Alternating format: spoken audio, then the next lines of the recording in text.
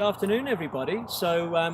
I'm here in Bournemouth today, and I actually was invited here by Emma Johnson, who was running as an independent MP candidate for the general election.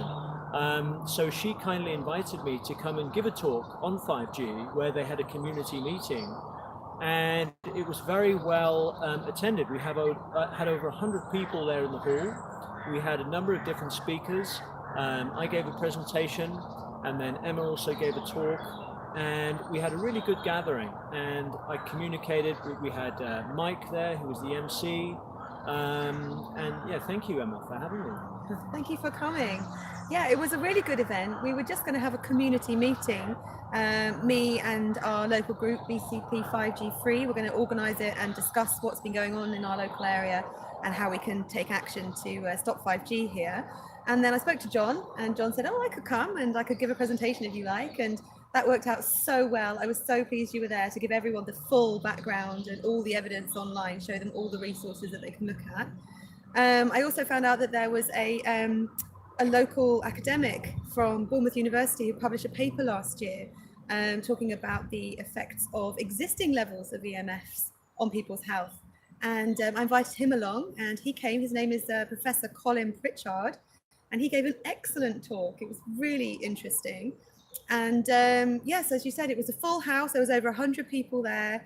And we have a meeting here coming up on Wednesday, a cabinet meeting. So we're encouraging anyone in the area who can come, anyone from Bournemouth, Christchurch or Poole, to please come to Bournemouth Town Hall, 10 o'clock, Wednesday, the 15th of January, and attend the meeting, the cabinet meeting, where they're discussing the Smart Place plans for Bournemouth. Thank you. And of course, you stood in the general election. Yes. Can I ask, first of all, what motivated you to stand as an independent candidate? Well, I've known about this issue for quite a long time, but it was only in October that I reached out to my friend and said, I really feel like I should find out what's going on locally and see how I can get involved.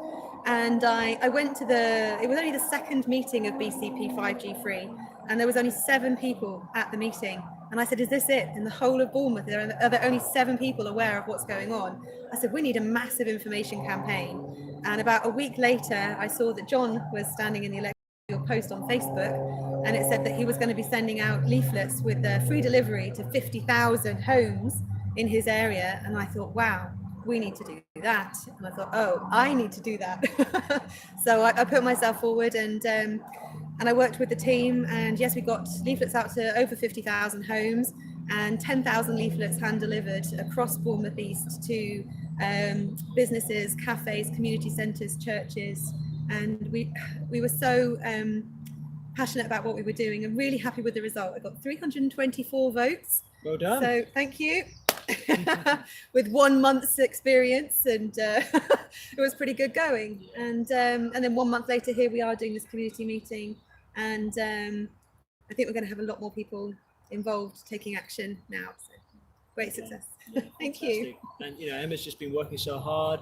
She's a mum, and she's just been working flat out. And I think this is what it takes. We're facing all of this harmful technology that's being rolled out without our consent, and I don't believe people are actually asking for faster downloads. They want these phone masks. I think there's a lot of concern, and it's about receiving this information, and then how do we then take action in our lives? How do we transform this knowledge into action? And what really inspired me about you, Emma, is that you decided to take that action in the general election. And because you did that, you were able to get the message out to tens of thousands of people, and no doubt in your area. And of course, we had a really big turnout in Bournemouth. And I was really impressed because I've traveled around the country, and I've had other people host events, but it's rare that we get so many people, triple figures. So I think more and more people are starting to wake up now, and we are having, there will be problems along the way. There will be hurdles to overcome. I mean, you've now got the Advertising Standards Agency that have now banned these series of leaflets that are being put out to raise awareness of the problems relating to electromagnetic radiation.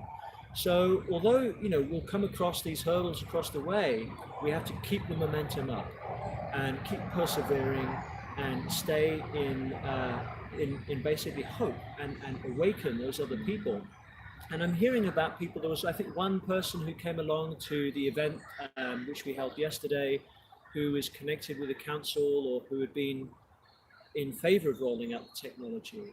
And of course, she would have had the chance to watch that presentation and then reflect. And we had councillors there yesterday, Yes, didn't we did. I think we had 2 different councillors. I think we had 3 or 4 current councillors and 1 ex-councillor. Great. Yeah. Yeah.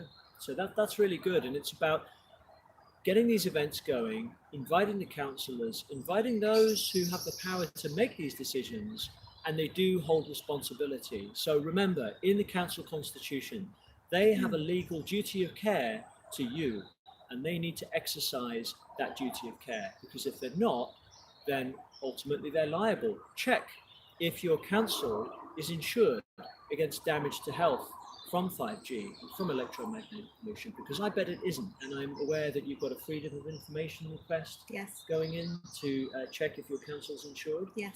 So this is what it's about. And I'm just so excited to see the progress that you've made in Bournemouth. And it was great to meet with Mike Forte and the others who, of course, I initially connected with Mike at the industry event where I stood up and challenged the panel on the health dangers of 5G. So yeah, thanks for having me here, Emma. And yeah, you're welcome. Yeah, and I think everybody needs to stay informed of what's going on, and we need to think local. This is extremely important because there are groups popping up. And you think about if we think on a big scale, you think, can we set up some body that's international, global to stop this? That's not the way. We need to collect with people in our community. Yes. So thanks for having me, Emma, and let's stop 5G. Thank you. Yes, indeed. Can I just say something about that local part? Yeah. I think trust and local heart-to-heart, face-to-face connections are the key. Yeah. Rebuilding connections, communities, supporting one another, and making things happen. Exactly. Thank you, John. Thank you. All right. Thank you. All right.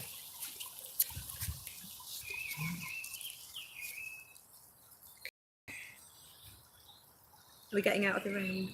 Yeah.